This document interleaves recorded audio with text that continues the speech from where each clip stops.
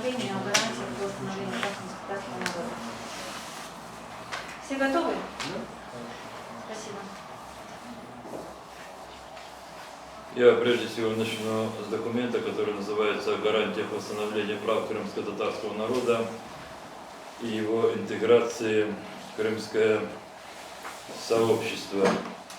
Хочу сразу отметить, что этот документ вобрал очень многое из наших предложений, которые нами в той или иной форме обсуждали с нашими коллегами до 25 февраля. Вы помните, что на 26 февраля предполагалось, планировалось проведение внеочередной сессии, и мы тогда предлагали нашим коллегам перенести дату сессии 26 февраля для того, чтобы в спокойной ситуации обсудить вопросы. Я подожду, может быть? Я могу подождать. Я начну сначала. Этот документ вобрал очень многое из того, что мы предлагали нашим коллегам. Мы предлагали нашим коллегам обсудить в разных форумах спокойно принципиальные вопросы развития крымского общества, вопросы соуправления Крымом, для того, чтобы не подойти к опасной черте и не предпринимать действия, которые могли бы вызвать для Крыма очень тяжелые последствия. И в ходе этих наших предложений мы озвучили пакет наших предложений, которые с нашей точки зрения могли бы содействовать развитию Крыма и большему взаимосогласию всех людей, которые живут в Крыму. Эти предложения в основном были направлены на то, чтобы начать процесс восстановления прав крымско-татарского народа как одного из составных частей крымского общества, чьи права до сих пор не были восстановлены и не было даже предпосылок к тому, чтобы приступить к восстановлению их прав. К сожалению, тогда наши коллеги нас не послушались, и была попытка назначить сессию на 26 февраля, но в результате тех массовых митингов протеста такая сессия не состоялась 26 февраля, но зато состоялась 27 февраля со всеми другими иными решениями, которые принимались крымскими депутатами. Последствия тех решений, которые принимались, вы видите. И тем не менее, сегодня, видимо, оказавшись в очень сложной ситуации, крымские депутаты приняли этот документ, который называется «О гарантиях восстановления прав крымско-татарского народа и его интеграции в крымское сообщество», в котором есть многие пункты, правда, некоторые не в таких формулировках, как мы предлагали, более неопределенных, но тем не менее эти пункты проголосованы, и можно говорить о том, что сегодняшняя Верховная Рада в сегодняшней ситуации, она осознает необходимость восстановления прав крымско-татарского народа. Мы понимаем при этом, что это лишь сигнал, который дан всем сторонам, которые вовлечены теперь уже в крымский кризис вокруг Крыма и внутри Крыма. Я исхожу из того, что этот сигнал будет услышан всеми сторонами, и в Киеве, и в Москве, и в Вашингтоне, и в Брюсселе, и многими международными организациями.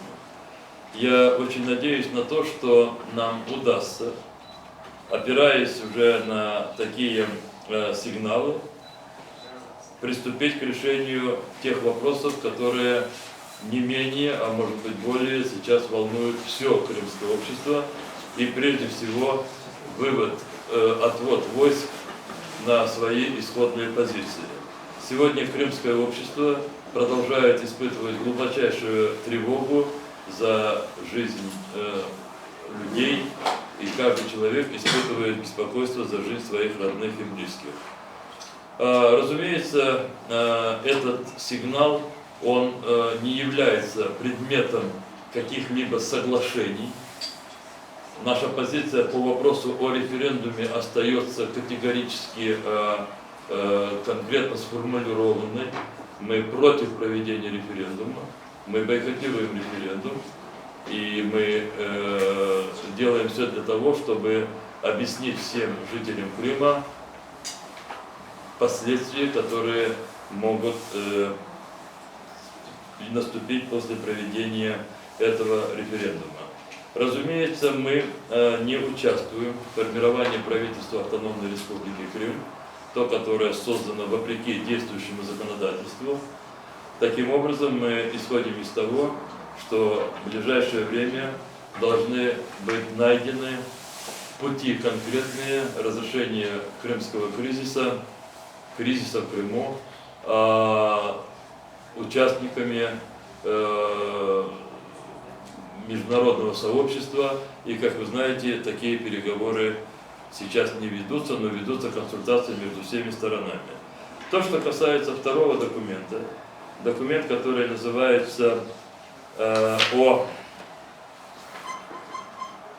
Декларации о независимости Автономной Республики Крым и города Севастополя, моя оценка по отношению к нему, она негативна.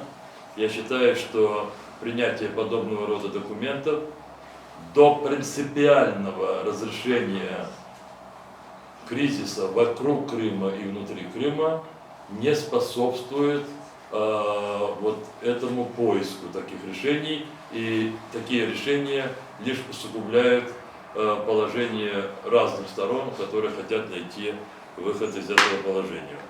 Вот, пожалуй, моя оценка этих документов. Если у вас есть вопросы, я готов на них ответить.